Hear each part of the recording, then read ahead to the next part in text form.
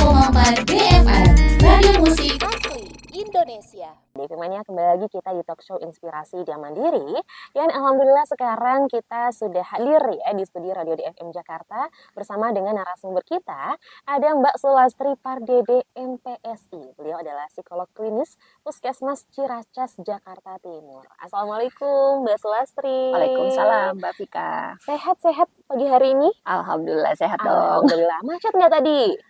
Hari ini naik transportasi umum, naik LRT jadi nggak pakai macet. Oh, alhamdulillah ya. Emang dari mana OTW-nya tuh, dari Ciracas berarti? Ya, dari Ciracas tadi dari naik LRT Ciracas. cuma 30 menit. Jadi sangat tertolong banget dengan LRT. Oke, Mbak Sulastri, ini mengenai tema kita pada pagi hari ini ya, menguatkan kesehatan jiwa di tengah tantangan hidup perkotaan. Pertama-tama boleh dijelasin nggak sih apa sih yang dimaksud dengan kesehatan mental ini kalau misalkan dari sudut pandang ilmu psikologi ya, monggo. Oke, jadi kalau kita ngomongin kesehatan jiwa atau kesehatan mental itu, kita nggak bisa lepas dari semua aspek. Jadi sehat jiwa itu kondisi kita sehat secara fisik, kemudian sehat secara mental, sehat secara sosial, dan juga secara spiritual. Nah, jadi 4 aspek ini masuk di dalamnya. Jadi there is no health without mental health. Jadi ngomongin kesehatan mental, kita nggak bisa pilih hanya sehat mentalnya aja, nggak bisa. Kita harus ngomongin tentang sehat fisiknya, mentalnya, sosial, dan spiritualnya. Kenapa? Karena kalau orang udah sehat di 4 aspek ini, maka akan mendorong orang itu nanti menyadari kemampuannya sendiri. Jadi orang yang sehat mental tuh menyadari kemampuannya juga, sadar kapasitasnya. Oke, itu kalau orang yang sehat mental. Tapi kalau misalkan orang yang mentalnya tidak sehat, itu dia bisa sadar nggak sih kalau dia tuh mentalnya tidak sehat gitu? Kadang ada yang nggak sadar ya, atau gimana? Betul. Nah, itu namanya denial, penyangkalan. Jadi ada juga orang yang tidak sadar kapasitasnya atau nggak tahu masalahnya apa. Tapi yang sadar pun ada ya, tentang dia mentalnya misalkan sedang terganggu gitu, sedang terguncang. Kalau yang itu cepat ngobatinya tuh, cepat sembuh tuh. Karena kan udah sadar nih masalahnya apa. Tapi pada kondisi tertentu orang belum menyadari masalahnya di mana, itu sulit. Karena kita perlu waktu untuk menyadarkan dia bahwa dia bermasalah. Gitu. Nah, kemudian orang yang sehat mental itu juga mampu mengatasi tekanan atau beban hidupnya gitu ya. Kalau misalnya orang pekerja, bisa ngatur waktunya, ritme kerjanya seperti itu, bisa produktif dalam pekerjaan, dan tentunya orang yang sehat mental itu mampu berkontribusi untuk orang-orang sekitarnya atau komunitasnya. Nah, kalau misalnya ibu rumah tangga produktif untuk masak misalnya untuk anak-anaknya gitu. Kalau orang pekerja berarti berkontribusi untuk pekerjaannya, seperti itu. Oke, jadi kontribusinya nggak selalu harus dalam skala yang besar gitu ya. Maksudnya hanya tugas-tugas utama, tugas-tugas kecil seperti memasak untuk keluarga, itu pun sudah merupakan kontribusi. Betul. Ya. Betul.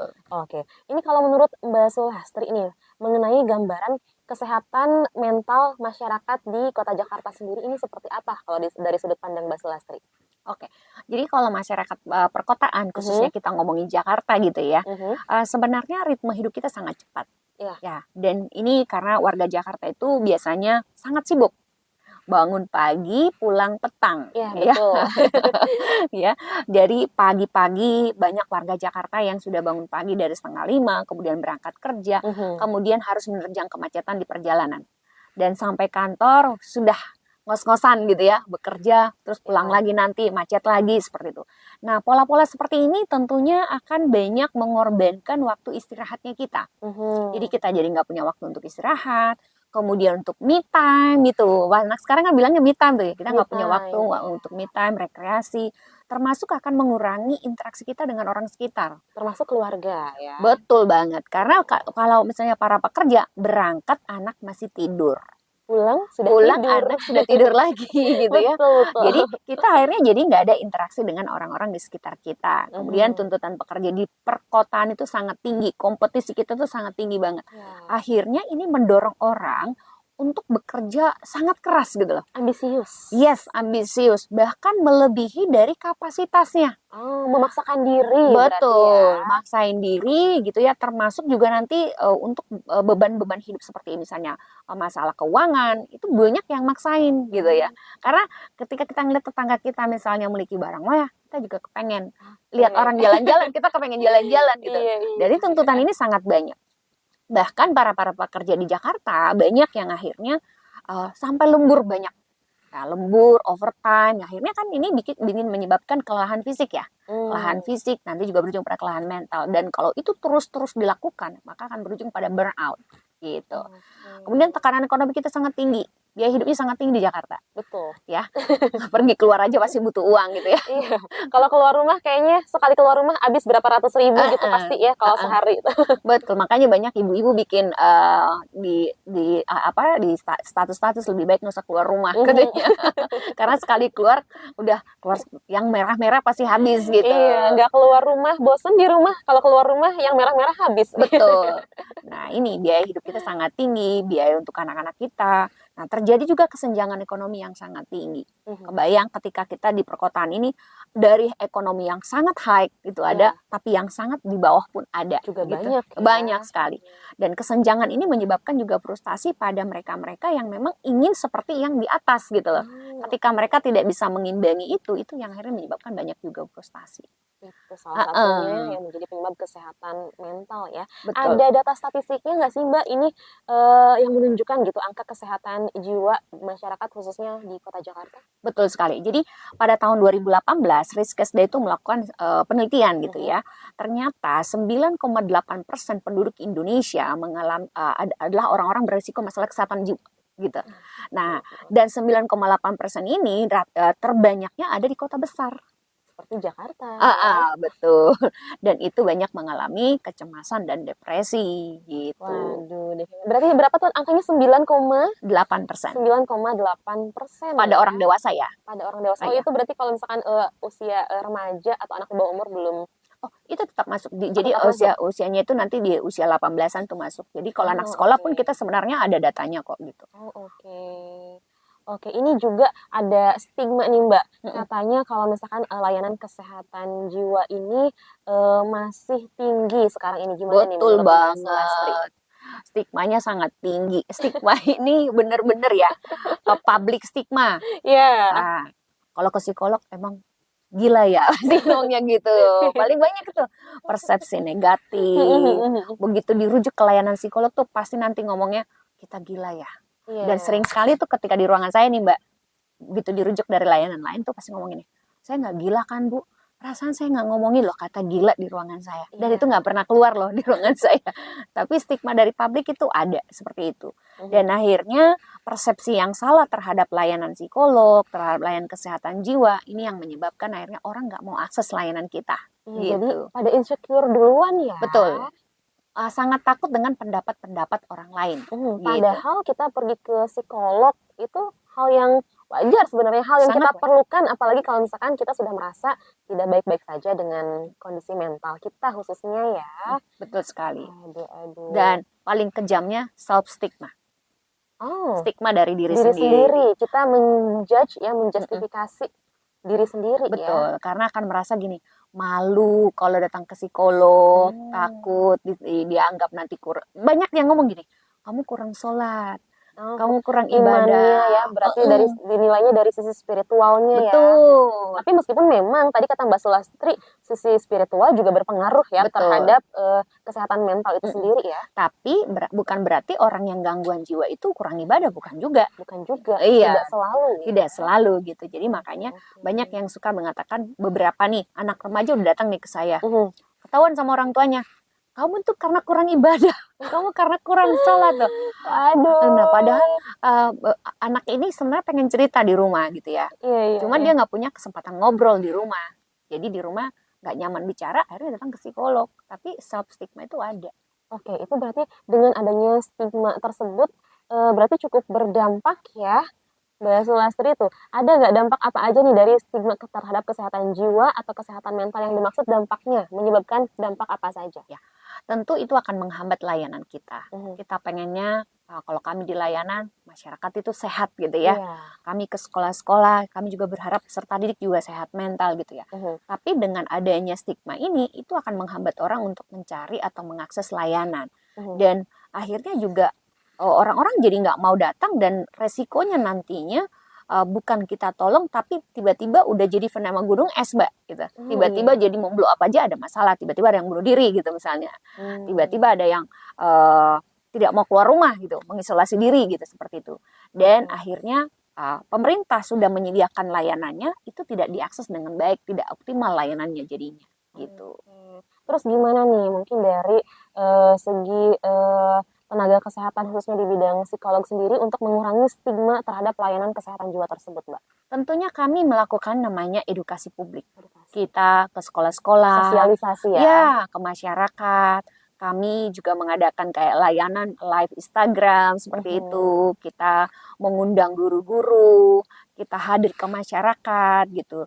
Bekerja sama dengan lintas sektor, kami melakukan itu. Jadi kami mengupayakan bahwa semakin banyak orang terpapar masalah kesehatan jiwa ini, orang akan semakin tahu nih gitu masalah layanan itu. Dan kita upayakan bahwa orang yang datang ke layanan jiwa itu bukan karena gila, bukan karena gagal, bukan karena tidak berdaya, tapi memang saat itu memang butuh ditolong gitu. Dan tentu juga penggunaan bahasa yang tepat gitu, bahwa orang yang datang ke layanan kesehatan jiwa tadi bukan orang yang lemah, bukan orang yang gagal, tapi orang-orang yang justru berjuang untuk kuat gitu. Justru orang-orang yang sebenarnya menyadari bahwa saat ini limit saya itu terbatas dan saya perlu dikuatkan. Nah, itu sebenarnya yang perlu sekali kita lakukan. Kemudian sebenarnya perlu juga penguatan layanan. Kita semakin banyak menyebarluaskan informasi bahwa layanan psikolog itu bisa diakses loh dengan BPJS misalnya seperti itu. Iya, karena memang sebagian dari kita mungkin apalagi masyarakat yang awam mungkin ya, Mbak masih berpikir kalau ngapain datang ke psikolog tuh mahal, kayak begitu ya Mbak. Memang seperti itu ya, selalu mahal gitu kalau kita berobat atau konsultasi ke psikolog gitu. Sebenarnya kalau vaskes BPJS-nya di wilayah kita, kayak misalnya saya dari Ciracas nih ya Mbak ya, saya psikolog di Puskesmas Ciracas. Sebenarnya itu free diakses dengan Bisa BPJS. ya, di cover BPJS. Di cover BPJS. Tapi kalau nggak salah tuh kalau harus dapat rujukan dulu ya, kalau misalkan dari vaskes pertamanya. Kalau kami di puskesmas kan vaskes pertama. Oh, kalau puskesmas, oh iya. Tapi kan masalahnya Mbak, tidak semua puskesmas ada psikolognya. Ya, untuk saat ini di DKI sudah ada 26 psikolog klinis. Sedang berproses nanti untuk memenuhi 44 puskesmas. Mudah-mudahan sih merata ya. Kita sih pengennya begitu, merata semua puskesmas ada psikolognya gitu. Jadi kadang kalau memang di vaskes pertama kita nggak ada psikolog, itu kadang yang bikin males ya Mbak. Kita harus minta rujukan dulu ke vaskes pertama, kita konsul dulu ke dokter umumnya kalau kita butuh psikolog gitu. Nanti pasti ditanyain dulu tuh sama dokternya, kamu kamu gila ya? Nah, balik lagi ke stigma itu. Nah, sebenarnya kalau teman-teman dokter di layanan, mereka sudah sangat teredukasi kok untuk melayani masalah kesehatan jiwa. Mereka juga, teman-teman di layanan juga sudah dilatih untuk memberikan screening awal, deteksi dini, konseling awal itu teman-teman di layanan itu sudah ada. Jadi selain psikolog klinis, sebenarnya di layanan di puskesmas itu ada layanan kesehatan jiwa Mbak. Jadi ada dilayani dokter umum terlatih untuk memberikan penanganan pada pasien jiwa gitu. Jadi sebenarnya di 44 puskesmas DKI itu sudah ada layanan kesehatan jiwa. Di luar psikolog ya, jadi ada dokter umum, kemudian ada perawatnya juga di sana gitu. Dan dokter dan perawat ini terlatih untuk memberikan deteksi dini, kemudian melakukan konseling awal itu sebenarnya mereka terlatih. Wah, mudah-mudahan sih nantinya nggak hanya di Jakarta aja ya Mbak, kita berharapnya di semua wilayah ya di Indonesia agar semuanya bisa mendapatkan hak yang sama untuk berobat atau konsultasi seputar kesehatan mental ya. Karena susah juga kalau misalnya kita pengen konsultasi tapi misalkan di layanan kesehatannya memang tidak ada fasilitas, tidak menyediakan psikolog ya. Oke Mbak, terus gimana nih cara meningkatkan kesehatan mental kita di perkotaan seperti di Jakarta ini terkait dengan tekanannya nih, bebannya terlalu banyak di kota besar seperti Jakarta ini, bagaimana caranya? Sebenarnya kita perlu waktu untuk diri kita sendiri. Me time tadi. Betul, perlu meluangkan waktu untuk diri kita sendiri, perlu recharge. Bayangkan seperti smartphone kita. Smartphone kita tiap hari kita charger kan? Iya, diri kita juga perlu di-charger. Di-chargernya dengan cara? Ya, self healing, self talk, self reward. Self reward bisa. Dan kadang-kadang ada gini Mbak, ada orang yang merasa bahwa dia bahagia ketika dia mendapatkan sesuatu yang besar. Padahal sebenarnya kita harus tahu makna atau definisi dari kata bahagia kita. Jadi sehingga ketika kita mau mencapai kebahagiaan itu ya nggak perlu berat-berat banget gitu ya. Jadi sesederhana mungkin definisikan kata bahagia untuk diri kita sendiri. Misalnya kayak saya, bahagianya saya itu ya ketika saya berangkat kerja tepat waktu nyampe kerjaan. On time gitu ya, On nggak time. telat. Iya, udah bahagia tuh. Ya, sederhana kan? Oke. Jam istirahat misalnya makan siang tepat waktu, atau misalnya pengen jajan batagor depan puskes misalnya. Itu Ya. harganya cuma 10.000, tapi udah bahagia gitu. Oke. Nah, tapi kadang-kadang ada orang yang menargetkan kata bahagia buat dirinya kudu jalan-jalan dulu. Tinggi gitu, jadi sulit untuk digapai. Betul. Jadi salah satu caranya DV Mania Mbak Sulastri itu bisa dengan cara menyederhanakan standar bahagia kita. Betul. Begitu ya. Jadi buat tujuan yang realistis. Yang realistis aja, yang bikin bahagianya pasti banyak kok di sekitar kita ya. Misalkan dengan cara apa sih, kayak melakukan hobi yang kita sukai gitu Betul, ya Mbak, bisa betul. ya. Atau mungkin istirahat juga kalau misalkan untuk yang dunianya sangat sibuk. Misalkan ada juga beberapa tuh yang aduh aku tidur aja tuh udah bahagia gitu. Itu berarti bisa jadi salah satu ya untuk meningkatkan kesehatan mental nih. Mbak, kita ke pertanyaan selanjutnya, apakah kesehatan mental yang buruk bagi masyarakat ini juga dipengaruhi oleh stres nih sehingga dia berubah menjadi depresi dan kecemasan? Betul sekali. Jadi awalnya ketika kita menghadapi suatu masalah, kita pasti dalam kondisi gangguan penyesuaian. Ketika kita menghadapi suatu hal yang baru, ada yang siap, ada yang tidak siap. Tentu sesuatu yang baru itu ada perbedaan ya. Regulasi kita pasti berbeda gitu ya. Contoh kita misalnya kayak saya hari ini baru buat saya kesini gitu kan ya. Saya harus berangkat dengan LRT gitu ya. Sementara kalau saya ke puskesmas naik ojek aja nyampe gitu kan ya. Karena sudah biasa ya. Nah tentu ini kan saya harus menyiapkan waktu saya lebih pagi, kemudian saya harus siap dengan perjalanan LRT seperti itu. Nah, sesuatu yang baru itu akan menyebabkan kita bisa mengalami gangguan kalau kita tidak siap. Jadi ketika seorang mengalami masalah itu, pertama-tama mengalami gangguan penyesuaian, kemudian mereka akan mengalami stres. Dan kalau stres tidak ditangani dengan baik, itulah yang berujung pada depresi. Depresi dan kecemasan ya. Nah, kalau stres itu sendiri, apa sih definisi stres dari sudut pandang ilmu psikologi, Mbak? Stres itu sebenarnya gini, sederhana banget. Ketika beban kita melebihi dari kapasitas yang kita punya. Jadi kitanya tidak siap atau seperti apa? Ya, contoh gini, sepeda itu bisa bawa bebannya 10 kilo misalnya. Kita kasih 20 kilo. Oke, sepedanya bisa jadi rusak. Betul. Nah, maka, tapi sebenarnya gini Mbak, stres itu tidak selalu negatif. Oh, ada positifnya? Ada. Misalnya? Contoh nih, kita waktu pandemi COVID, takut banget nggak? Takut stres banget ya kan? Gitu ya. Tapi lama-lama kita beradaptasi dengan sanitizer. Dengan pola hidup yang lebih sehat. Betul, pakai masker. Dulu pertama kali pakai masker rasanya gimana Mbak?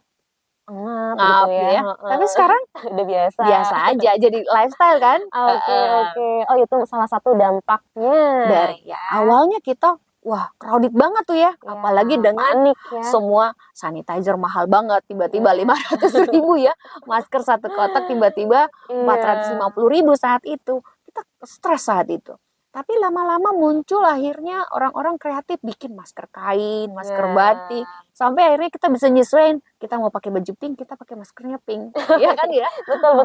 Keluar orang-orang yang kreatif tuh gitu, dan kita akhirnya lebih beradaptasi. Anak saya kalau sekarang kalau berangkat sekolah Mbak, kalau belum pakai masker, kayak mami belum pakai masker gitu. Ada yang kurang ya. Nah betul. Tapi bagus ya, jadi untuk memfilter juga, karena memang kan nggak cuman virus di luar sana, nggak cuman COVID ya, nggak cuman itu, jadi banyak penyakit untuk biar kita hidup lebih sehat juga ya. Nah, kalau untuk stres sendiri, apakah kita gimana nih caranya biar kita tahu kalau kita sedang mengalami stres? Apakah kita bisa ada nih deteksi dininya atau mendiagnosa dini gitu diri kita sendiri? Oke. Sebenarnya gini, alarm tubuh kita itu ada ya. Ya. Jadi ketika kita udah kelelahan, kita istirahat, pasti ada alarm tubuh kita. Entah itu dari perut kita, entah itu dari kepala kita, pasti akan ada. Karena efek samping dari stres itu biasanya keluhan-keluhan fisik, Mbak. Misalnya ada orang yang pusing, ada yang sakit perut, diare, seperti itu. Sebenarnya itu alarm dari tubuh kita. Bahwa tubuh kita itu sebenarnya punya alarm menyampaikan bahwa kamu kecapean nih, kamu lelah nih, kamu butuh istirahat nih, gitu sebenarnya. Nah, kalau misalnya kita mau deteksi dini, itu kami di layanan ada namanya screening deteksi dini, dan itu bisa diakses dari Jak Sehat, Mbak. Jadi kalau Mbaknya punya nanti aplikasi Jak Sehat, cari screening kesehatan jiwa, nanti ada namanya. Kalau untuk usia di atas 18, kita menggunakan screeningnya SRQ gitu, Self Reporting Questionnaire. Jadi nanti diisi screeningnya, biasanya nanti ada menjelaskan tuh apakah kita baik-baik saja atau kondisi kita butuh pertolongan, ya, nanti ada gitu. Jadi bisa kita lakukan self-reporting questionnaire itu mungkin per 3 bulan, per 6 bulan kita bisa aja akses itu. Gitu. Oke, berarti tetap harus membutuhkan profesional ya. Kita Betul. tidak bisa mendiagnosa sendiri. Tapi mungkin tadi ada tuh alarm-alarm tubuh kita yang ngasih Betul. tahu kalau kita sudah mulai stres ya. Nah, ini untuk perbedaannya sendiri, Mbak, antara stres, depresi, dan juga kecemasan. Bedanya apa? Stres itu paling awal kayaknya ya? Betul, stres itu tanda-tanda awalnya. Oke. Kalau depresi itu biasanya sudah sangat mengganggu dan biasanya itu bisa mengganggunya sampai kita sulit tidur, kelelahan yang berlebihan, bahkan bisa mempengaruhi juga relasi kita dengan lingkungan sosial. Kita jadi menarik diri dari lingkungan sosial seperti itu. Atau misalnya tidur kita terganggu, kita sulit tidur, atau bahkan tidur melulu. Jadi kalau di kesehatan jiwa seperti itu, Mbak. Oh. Ada yang tidur melulu, ada yang nggak bisa tidur-tidur. Oh. Ada yang makan melulu, ada yang nggak bisa makan. Betul, ada yang justru nggak selera makan. Nggak selera gitu. makan gitu. Nah, gitu, ada yang seperti itu. Nah, ini nanti dilihat nih, biasanya kalau kami di layanan akan kami tanya apakah ada perubahan berat badan naik drastis atau turun drastis. Itu akan kami tanyakan gitu. Kemudian nanti banyak mulai tanda-tandanya bisa sederhana juga, jadi nggak mau merawat diri. Nggak mau mandi, nggak peduli ya sama diri sendiri, nggak mau mandi, menarik diri ke sosial seperti itu. Kalau kecemasan ini, yang tidak mau merawat diri itu tanda-tanda stres atau kecemasan atau depresi? Bisa ke arah stres juga, tapi kalau makin sering itu ke depresi. Jika tanda-tandanya sampai lebih dari 2 mingguan, sampai nanti ke 6 bulan, itu bisa karena depresi. Nah, kemudian kalau pada kecemasan, ini justru pikiran yang tidak bisa terkontrol gitu loh. Gimana kita sibuk memikirkan hal-hal yang sebenarnya belum terjadi. Jangan-jangan besok ini ya, jangan-jangan ini ya, padahal belum terjadi. Iya. Nah, itu pikiran kita akhirnya kemana-mana gitu ya. Nah, ini akhirnya bisa menyebabkan juga kita juga mengalami keluhan-keluhan fisik seperti asam lambung kambuh, seperti itu. Berarti memang berkaitan ya antara stres gitu ke gangguan mental dengan kesehatan fisik seperti lambung, pusing, itu memang berkaitan ya? Betul, sangat berkaitan. Dan kalau itu tidak diobati dengan obat-obatan dokter, tidak sembuh, udah datang ke layanan psikolog aja. Oke, berarti itu tandanya kita semua membutuhkan bantuan profesional seperti psikolog ya, DFM-nya. Oke, terus gimana nih? Apakah stres ini bisa dihindari, Mbak? Bagaimana caranya agar kita bisa mengendalikan stres? Bisa dikendalikan nggak sih? Bisa pastinya ya. Sebenarnya stres jangan dihindari. Jangan dihindari, tapi dikendalikan. Dikendalikan. Kalau dihindari nanti kabur-kabur. Oke. Gimana nih cara mengendalikan stresnya, Mbak? Ya sebenarnya fokus pada hal-hal yang bisa kita kendalikan. Jangan fokus pada hal yang di luar kendali kita. Apa yang bisa kita kendalikan, misalnya pikiran kita, perasaan kita, perilaku kita. Contoh misalnya, kalau Devimania misalnya berangkat kerja nih misalnya gitu ya. Kantor misalnya daerah Kuningan sini ya. Kalau masuknya jam 8, ya jangan berangkat jam 7. Iya, bakalan bikin kita capek ya. Jadi kita kan harus prepare waktunya. Nah, dengan kita hidup teratur, mengikuti aturan, sebenarnya itu membuat kita terhindar dari masalah kesehatan mental. Oke. Karena kita tidak in hurry rush gitu loh, nggak capek-capek, nggak keburu-buru, nggak kekejar-kejar gitu ya. Kan kalau misalnya kita udah berangkat buru-buru, orang di jalanan nyerempet aja kita udah ngomel kan? Iya, betul. Kesel kan? Iya. Pasti Devimania mengalami ya semuanya. Belum lagi ketinggalan dompet, ketinggalan HP, handphone, iya betul. ketinggalan charger gitu kan. Itu kan bikin burn out ya. Jadi memang hiduplah dalam kondisi teratur, atur waktunya, atur perilaku kita, atur sikap kerjanya kita. Termasuk misalnya kalau kita mau berangkat pagi, ya kita tidur lebih cepat dong. Kalau kita tidur jam 1 malam, harus bangun jam 4:30 misalnya. Aduh. Nyampe kerja nggak produktif. Aduh, aku merasa tersindir. Tapi memang ada kayak aku pribadi nih, Mbak ya. Kayaknya memang sudah terpola dari dulu gitu, dari SMA memang tidurnya tuh selalu larut gitu. Sulit untuk tidur on time gitu, masih siang misalkan jam 9 tuh sulit. Itu gimana? Apakah itu gangguan mental juga atau gimana? Itu sebutnya pola. Pola ya. Pola yang sudah terbiasa. Dan nanti mungkin kalau sekarang Mbaknya usia masih muda nih. Nanti begitu menjelang ke 40 ke atas tuh mulai terasa tuh capek, nggak nyaman dengan tidur terlalu larut gitu, nggak nyaman tuh. Kalau kita waktu masih muda itu masih biasa aja. gitu masih, karena kita masih punya banyak energi gitu ya, yang bagus gitu ya. Tapi ketika nanti kita di atas 40-an kan merasa lelah banget ya, nggak nyaman banget ya. Maka karena orang bilang gini, faktor gitu. Iya, faktor umur. Iya, Padahal mungkin bukan hanya faktor tapi karena faktor perilaku. pola, ya perilaku pola kita yang memang kurang baik, kurang teratur dari sejak muda dulu gitu Betul. ya. Oke, Mbak, ini kalau misalkan kita sudah terlanjur stres berkepanjangan, cenderung depresi atau mengalami kecemasan, berarti kita apa nih langkah yang harus kita lakukan? Berarti kita harus segera memeriksakan diri ke psikolog ya. Betul sekali. Jangan ragu untuk akses pertolongan, apalagi itu sudah ada tanda-tanda atau sinyal dari alarm tubuh kita yang menunjukkan bahwa kita nih ada dalam kondisi sedang tidak baik-baik saja gitu. Jangan memaksakan diri untuk tetap bertahan. Karena kalau maksain diri bertahan itu bukan berarti nanti akan baik-baik saja, atau bahkan orang gini, nanti juga lewat. Ya sih, tapi kan kasihan tubuhmu itu lelah sendirian gitu. Akan lebih baik kalau kita temenin, selesain masalahnya gitu. Iya dong. Ya, Devi ini jadi untuk yang merasa ya sudah kesehatan mentalnya sudah mulai terganggu atau seperti apa, sudah stres ya dengan misalkan rutinitas pekerjaan atau semacamnya, berarti ya itu tandanya kita membutuhkan pertolongan ya, nggak ada salahnya kita pergi ke psikolog untuk meminta bantuan profesional ya. Mbak Sulastri, ini sepertinya sudah banyak Devi yang bertanya di WhatsApp, kita bacakan dulu ya. Oke, ini yang pertama ada pertanyaan dari Mas Pep di Mampang Perapatan. Ini kata Mas Pep, katanya dalam kondisi masyarakat saat ini di mana kesehatan mental ini jadi isu sosial yang ramai dibicarakan. Terkadang self-judgment dilakukan pada diri sendiri tanpa dilakukan konsultasi terhadap psikolog ataupun psikiater terkait kesehatan mentalnya. Nah, kemudian bagaimana dokter menanggapi hal ini dan gangguan jiwa psikosis?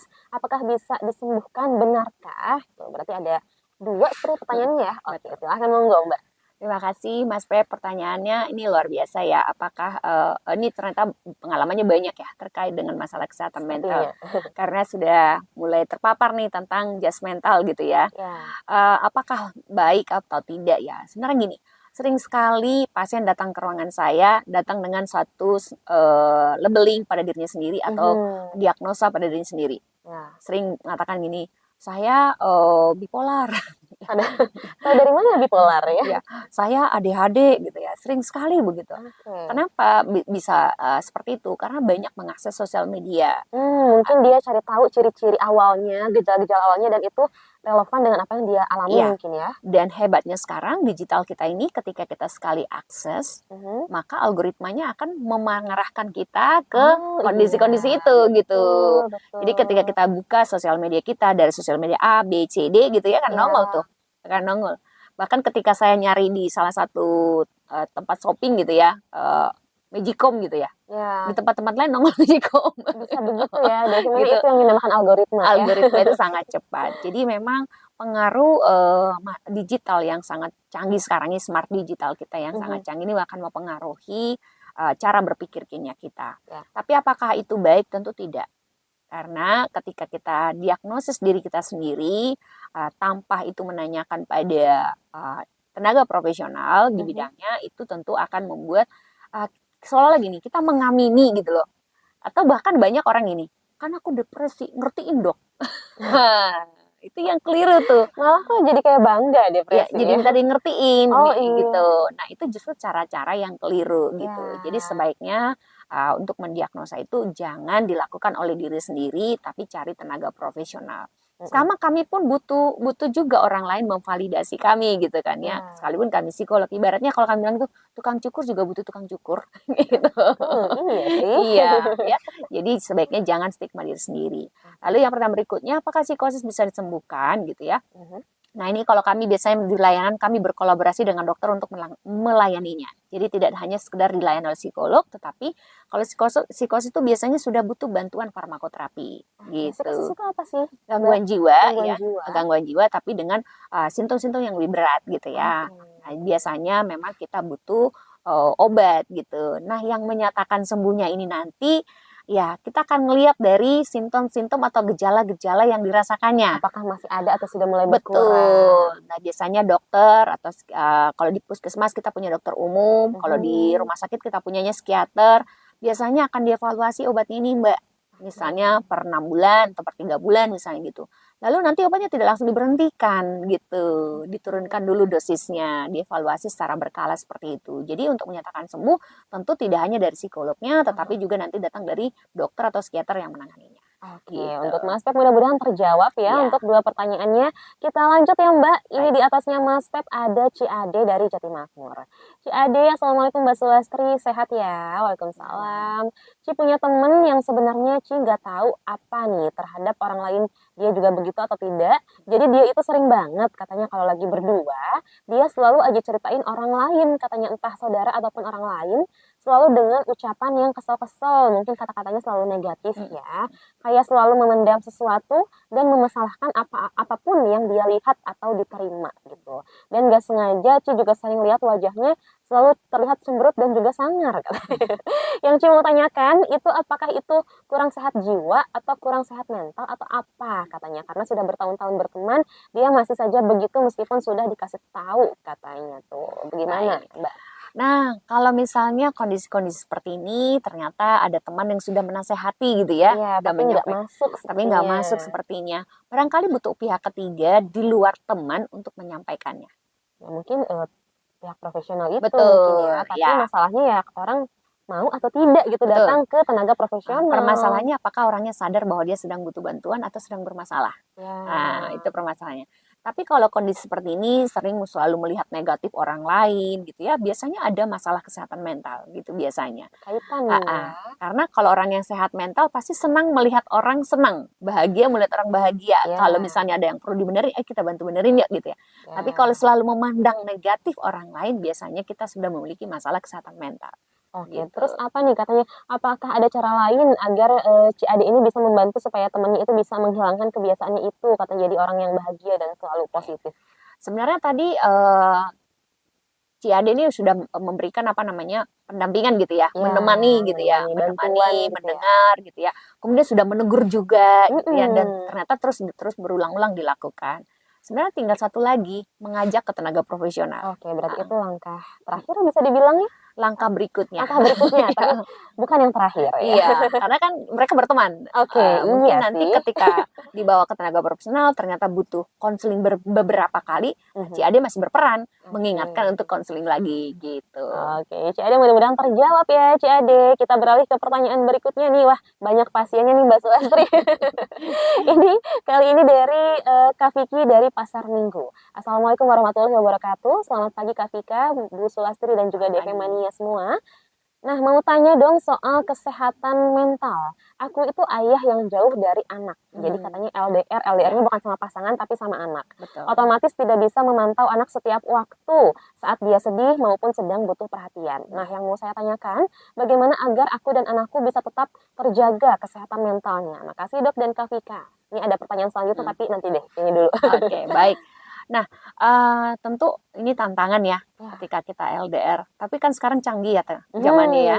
Jadi bisa video call, bisa telepon, atau mungkin sekedar mengirimkan pesan, apresiasi, itu boleh. Tapi cukup nggak sih itu sebenarnya untuk menggantikan hadirnya sosok orang tua secara langsung gitu Mbak? Sebenarnya nggak cukup. Nggak cukup sebenarnya ya. Kehadiran kita sebenarnya Secara fisik ya. betul, yang hadir secara fisik itu diperlukan. sangat penting banget. Kalau misalnya saya ya, saya juga dengan suami adalah pasangan yang sibuk bekerja gitu ya. Kami upayakan minimal 30 menit kita ngobrol dengan anak di rumah. Jadi misalnya saya akan selalu menanyakan, hari ini makanannya habis apa enggak? Snacknya habis enggak? Makan siangnya habis apa enggak? Kalau misalnya habis, kenapa? Saya tanyakan, kenapa? Oh, masakan mami enggak enak. Oh, tadi waktunya kecepatan di sekolah, atau misalnya ada apa yang late, akhirnya saya nggak bisa habis. Nah, kita ngobrolin gitu. Kemudian akan ada momen misalnya nanya, besok mau dimasakin apa? Hal-hal seperti itu perlu. Jadi kalau mungkin bapak nih misalnya jauh nih dari anak, nggak apa-apa sih kalaupun jauh seperti itu, tapi bisa tanyakan hal-hal sederhana. Pada orang penting, tanyakanlah hal-hal yang nggak penting. Oh gitu kuncinya. Yes, betul. Pada orang penting, tanyakanlah hal yang tidak penting. Kenapa begitu Mbak? Karena itulah jendela atau pintu kita nanti untuk masuk berbicara. Kalau kita selalu menanyakan yang penting, that's business. Oh, oke. Contoh misalnya kalau Mbak Vika datang ke sini, udah tentangan belum? Udah dikerjain belum yang kemarin? Udah ini belum? Itu kan bisnis kita, urusan pekerjaan kita. Tapi pada orang-orang yang nggak penting, contoh misalnya pasangan kita ngomongin politik, kita nggak ada hubungannya dengan politik, tapi itu tujuan kita untuk ngobrol. Ya. Nah, Pak Vicky juga bisa seperti itu dengan anak. Anak hobinya apa? Obrolin aja. Mungkin Bapak nggak begitu paham-paham banget. Kayak saya, anak saya laki-laki semua nih, ngomongin Pokemon, yang ada Pokemon yang merah, ada Pokemon yang kuning. Saya ngobrol gitu ya, ada Pikachu, saya ngobrol dengan mereka. Oh gitu ya, walaupun besok saya lupa juga. Saya di otak saya kalau lihat tayo ya tayo semua gitu ya. Kalau anak saya bisa ngebedain yang tayo merah, tayo ini nama-namanya ada. Walaupun saya lupa, tapi saya tetap ngobrol. Tapi itu di benak anak kita sesuatu yang tidak penting itu justru bermakna ya, Betul. obrolan-obrolan yang seperti itu Betul. di benak anak kita. Oke. Ini pertanyaan kedua dari Kak Vicky, katanya kalau senyum-senyum sendiri itu sudah termasuk stres nggak? Oke, kalau senyumnya ada penyebabnya. Iya. Misalnya habis lihat sosial media ternyata ada yang lucu, ya itu bukan gangguan. Atau kita tiba-tiba ingat peristiwa menyenangkan dengan Momen-momen lucu. ya itu bukan juga gangguan jiwa.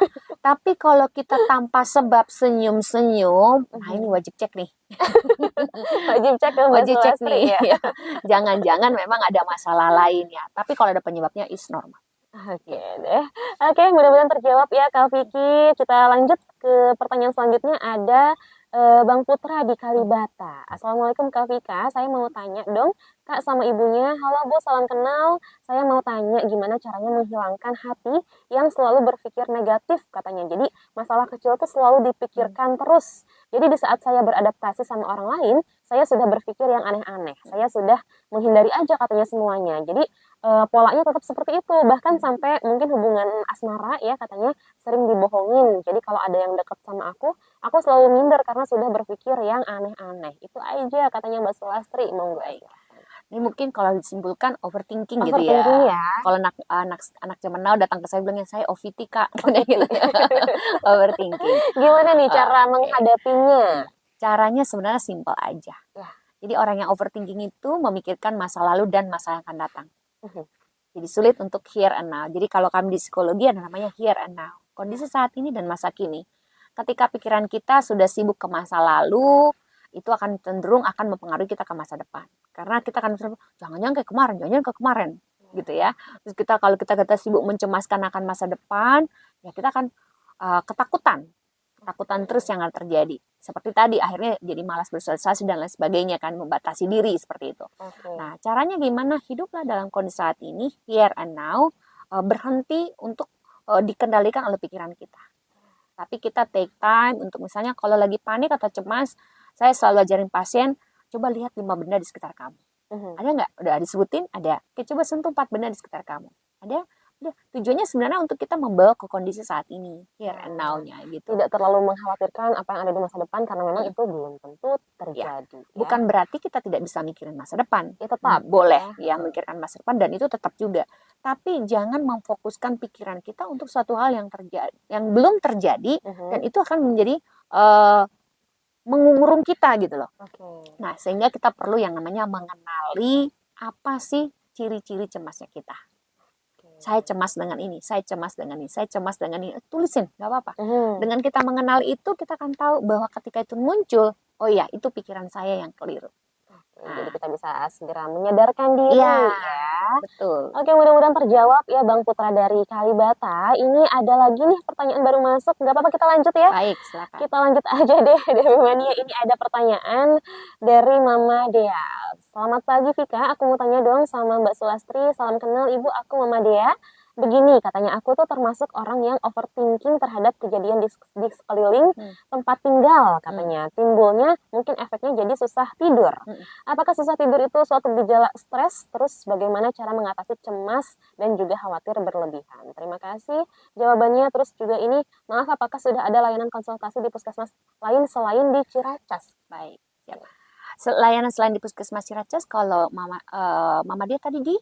Kalau Mama dia di Setiabudi. Setiabudi ada kok di puskesmas Setiabudi ada Mbak Lia di puskesmas Setiabudi ada. Jadi bisa jadi bisa nanti ada Mbak Lia di sana psikolognya ya.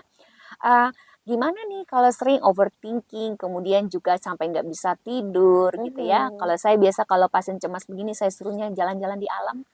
cari air Petra, Bu, jalan-jalan, Bu. Jalan di alam, jalan di air Petra, nikmati suasana air Petra, udah sebenarnya simple.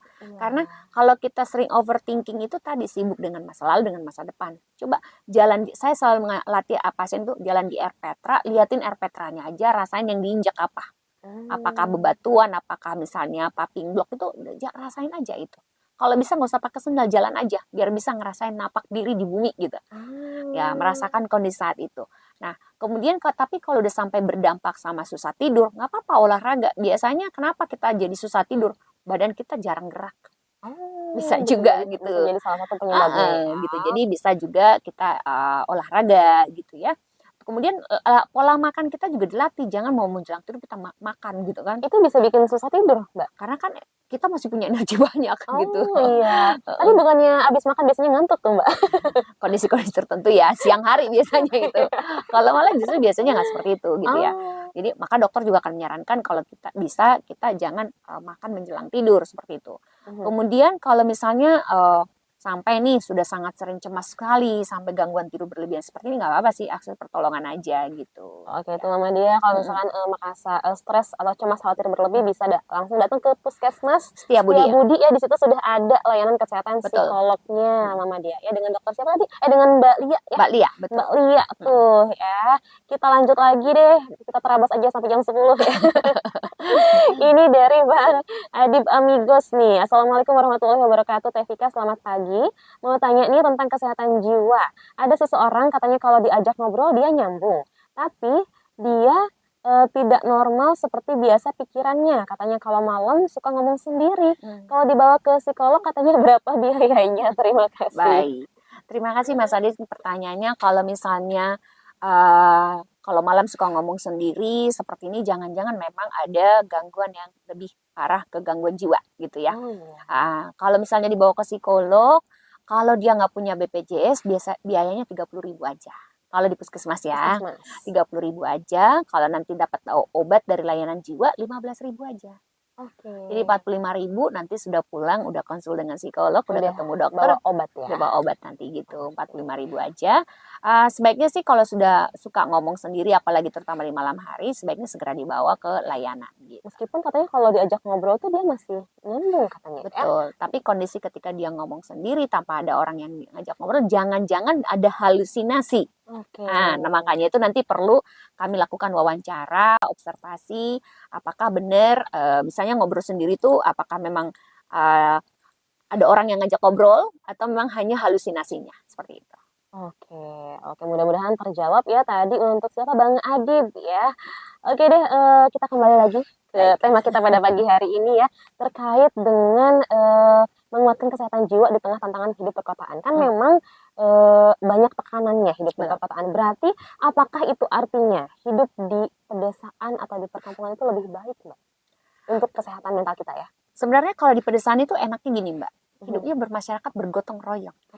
Saling sapa menyapa. Nah, kayak kalau saya pulang kampung gitu ya. Saya pulang kampung, orang kampung datang nyalam kita.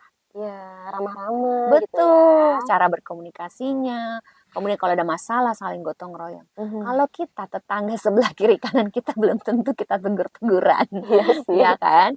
Dan guyup gitu. Itu masyarakat pedesaan gitu. Dan tuntutan hidup di pedesaan tidak setinggi di Jakarta gitu. Sehingga itu juga yang membuat mereka ya tidak seperti sehetik kita gitu. Kehidupan mereka tidak sehetik kita di Jakarta.